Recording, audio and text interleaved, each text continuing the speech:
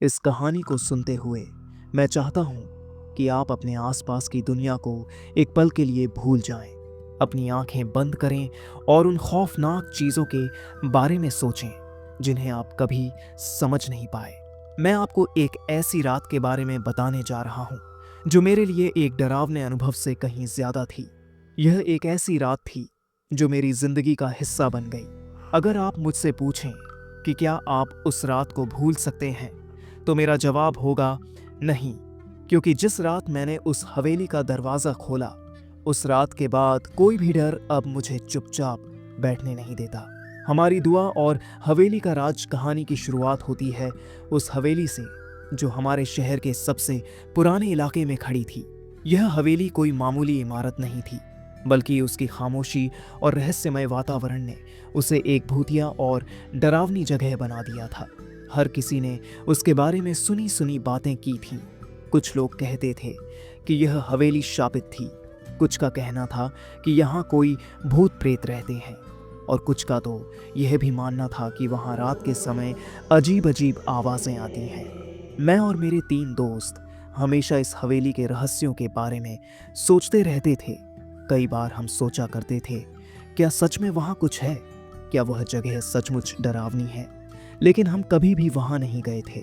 फिर एक रात ऐसा कुछ हुआ जिससे हम सभी के मन में यह सवाल गहराता चला गया, क्या सच में हम डर से भाग रहे थे, या हमारी जिज्ञासा इतनी बढ़ गई थी कि हमें इसका जवाब चाहिए था। हमें आखिरकार उस हवेली में जाने का मौका मिला। ये तय हो गया कि हम चारों दोस्त उस हवेली का राज खोलेंगे।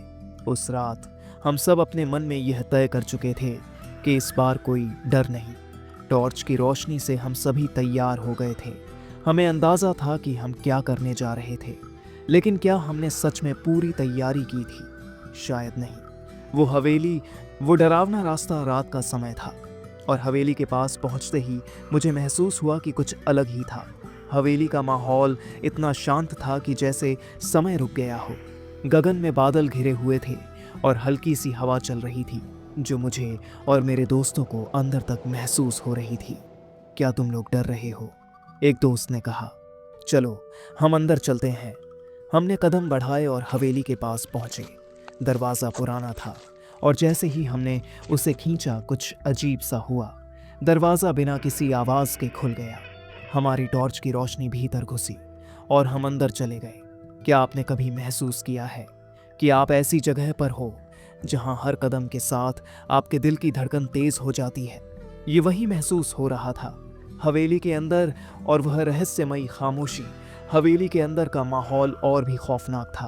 वहां की दीवारें उखड़ी हुई थीं और फर्श में जगह जगह दरारें पड़ी हुई थीं।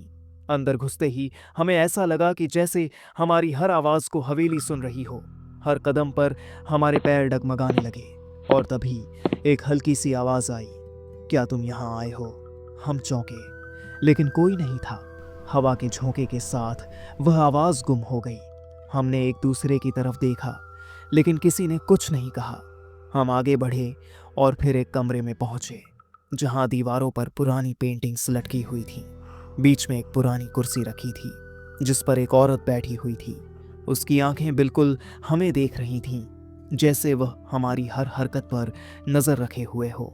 हमने उसे गौर से देखा, लेकिन वह औरत न तो हमें कोई संकेत दे रही थी, न कुछ बोल रही थी। वह बिल्कुल चुप थी, जैसे हवेली की दीवारों का हिस्सा हो। हमने एक दूसरे से पूछा, क्या यह असल में कोई इंसान है? लेकिन हमें जवाब मिला, चुप। फिर उस औरत ने अचानक अपनी आंखें उठाईं और हमारी तरफ देखा। तुम लोग क्यों आए हो? उसकी आवाज़ में कुछ था, कुछ ऐसा जिसे हम समझ नहीं पा रहे थे। हमने हिम्मत जुटाकर कहा, हम सिर्फ देखना चाहते हैं कि यहाँ क्या है। फिर उसने मुस्कुराते हुए कहा, तुम लोग कभी नहीं समझ पाओगे कि इस हवेली का असल राज क्या है। तभी हवेली ने एक और चेहरा दिखाया। उसके बाद कुछ ऐसा हुआ जिसे मैं आज तक समझ नहीं पाया। अचानक हवेली की दीवारों से गहरी आवाज़ें आने लगीं, जैसे किसी ने कांच तोड़ दिया हो, या जैसे पुरानी लकड़ी की दरवाज़ों से खटखटाहट हो रही हो। हमने इधर उधर देखा, लेकिन कुछ नहीं दिखाई दिया। फिर हवा का झोंका आया, बहुत तेज। यह वो हवा नहीं थी जो सामान्य दिनों में चलती है। यह हवा जैसे हमें अपनी ओर खींच रही थी। हम सब डर के मारे खड़े हो गए, लेकिन हमारी नजरें उस औरत पर थीं। वह औरत अब हमें घूर रही थी और उसकी मुस्कान और भी डरावनी हो गई थी। फिर अचानक वह औरत खड़ी हुई और कमरे के एक कोने की ओर बढ़ने लगी। हम सब ने सोचा, क्या यह सच में हमें दिखाने जा रही है कि इस हवेली का राज क्या है? लेकिन जैसे ही हम उसके पीछे कदम बढ़ाने लगे, हवेली के दरवाजे जोर से बंद हो गए। कहाँ भागे थे हम? हवेली में आंधी तूफान जैसा माहौल था। दीवारों पर पुरानी तस्वीरें झूल रही थीं। हम सब डर के मारे भागने लगे। बाहर जाने का रास्ता ढूंढने में हमें बहुत वक्त लगा। हवेली की दीवारों से चौंकाने वाली आवाजें आ रही थीं, जैसे हवेली खुद हमें अंदर नहीं छोड़ना चाहती थी। हम किसी तरह दरवाजे तक पहुंचे और बाहर निकले। बाहर आते ही जैसे पूरी दुनिया बदल गई हो। हवा और ठंडी हो गई थी, हमारी सांसें उखड़ी हुई थीं। हमें यह समझ में आ गया था कि हम किस चीज से भागे थे। वह औरत, वह हवेली, वह आवाजें, सभी हमारी जिंदगी का हिस्सा बन गई थी। उस रात के बाद हम कभी भी उस हवेली के पास नहीं गए। हम सबके दिलों में डर बस चुका था और जब भी हमें उस हवेली का ख्याल आता, हम बिना सोचे समझे उस रास्ते से भाग जाते। वह औरत, हवेली और उसकी आवाजें, वो सब हमारी जिंदगी में हमेशा के लिए छा गईं।